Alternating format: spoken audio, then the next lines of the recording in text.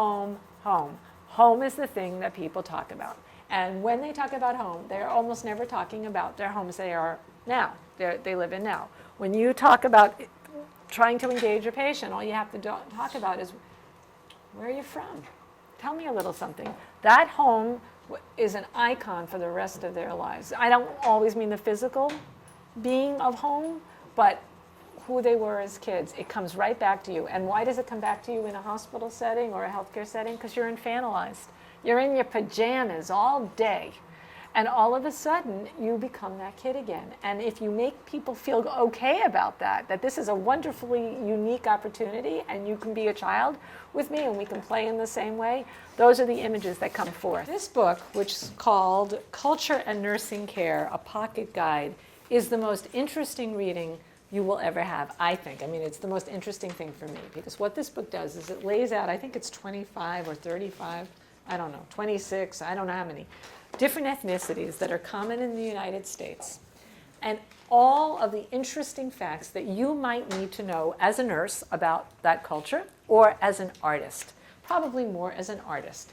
And for instance, it talks about what a Cambodian might do about hair washing, which I found fascinating, or what they might want to do about their nails. But what she did was she developed these sacks filled with objects from various cultures and foods and fruits. And she would do it week after week. So she would have the Caribbean bag, and it would have this fabulous tablecloth that was plastic and brightly colored, and papayas and mangoes and pineapples.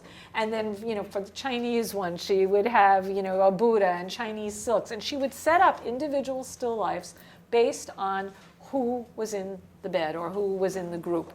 And it was miraculous to see people say, oh my God, I haven't seen a pawpaw since I left home. And then that would be, they didn't always do the still life, but it was a jumping off point that somebody in the hospital recognized who they were and where they were from. And that made all the difference in the world to those people. If you came in with a generic still life and a flower in a vase, you might get a few people to do it, but she got everybody to do it. It was amazing. In the way you dress also to connect to people, if you know that you're going to be seeing a patient again and again who's of a particular culture, people really value it when you suggest that you like that culture too. So if you're working with a person from Ghana and you wear Ghanaian cloth or kente cloth from Kenya or whatever, people like the fact that you've taken the time to recognize who they are. I want to talk a little bit about culture.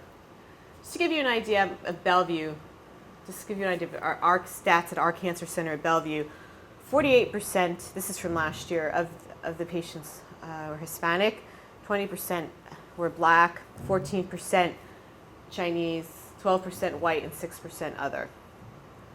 So people from Bellevue come from, no one knows how many countries. First somebody said 32, and then people said, I can't tell you how many countries we have people coming from.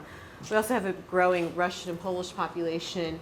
I mean, it's a pretty amazing place. You will hear every language you can think of there.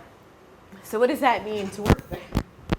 Well, Bellevue probably has some of the most amazing translation in New York City as a result of this, much more than you would see, let's say, at NYU, for instance. They not only have people that do translating, we have simultaneous translation that goes on in the more common languages like Spanish and Mandarin. We actually have people who sit in a room upstairs and do the translating. Obviously, there's phones everywhere for the doctors and nurses to use. But even with all that, it's not perfect, and it's not easy. So, in addition to the language barriers, a lot of our patients there are undocumented immigrants.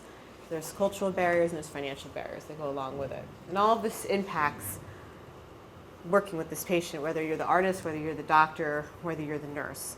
So in some ways this has affected artists, is that artists, in Bellevue all of our artists are bilingual.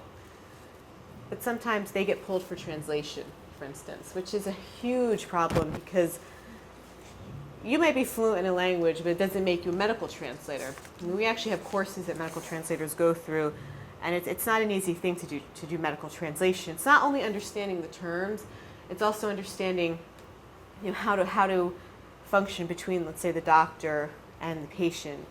So this has been an issue with us, with artists at Bellevue.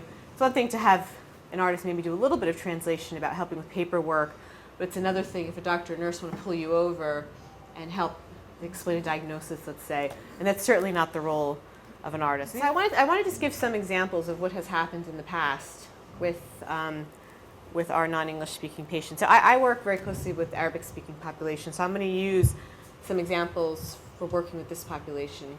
Just how simple gestures or simple things can really lead to a bad interaction with somebody. Like for instance, we had a patient once come in for her appointment, didn't speak any English, and although there's translation, for some reason there's never translation up front, so with the receptionist or the person who you're checking in with.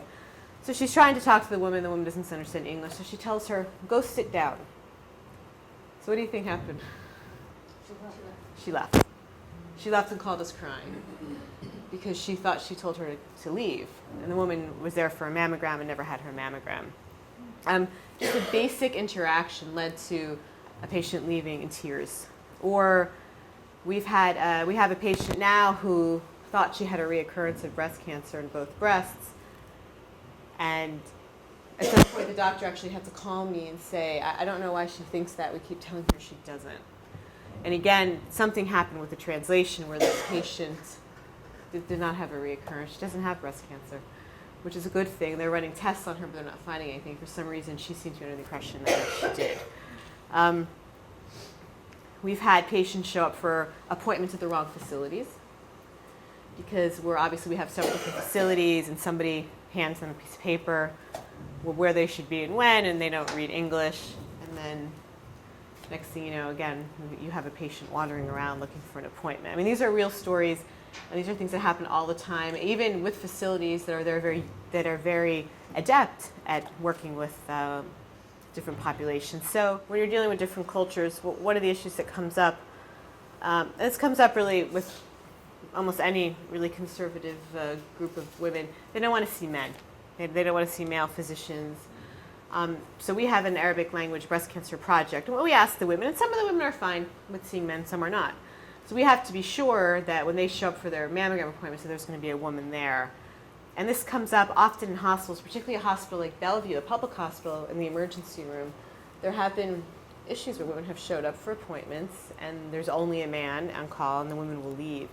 And it's almost actually led to the death of a few patients. So it's something we've seen it's an issue because sometimes there may only be a male doctor. And we've actually worked with our fellows to educate them about this because we've had a few fellows complain, basically thinking, well, what's the difference? Why won't they see me? Well, it's not about you. These are women that are uncomfortable seeing men. So this is also something that has come up and that continues to come up. And we particularly see it in a public hospital, because in a private hospital, you pick your doctor. There's no surprises for you there. We do a lot of cultural competency training through the work that we do in various hospitals throughout New York City. And a part of what we always include in that training is how to work with medical interpretation, to understand different populations. I mean, think about if you're an artist at Bellevue, and even, let's say, our one artist, she's Spanish speaking, which is great because almost half of the population is Spanish speaking. What happens if she's working with a Chinese speaking patient?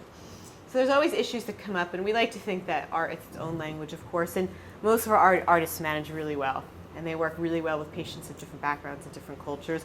I mean, I'm giving you some worst case scenarios of what could happen, but also it can be hard as an artist. Let's say you're trying to communicate something and they just don't understand, and so these are some difficulties that come up.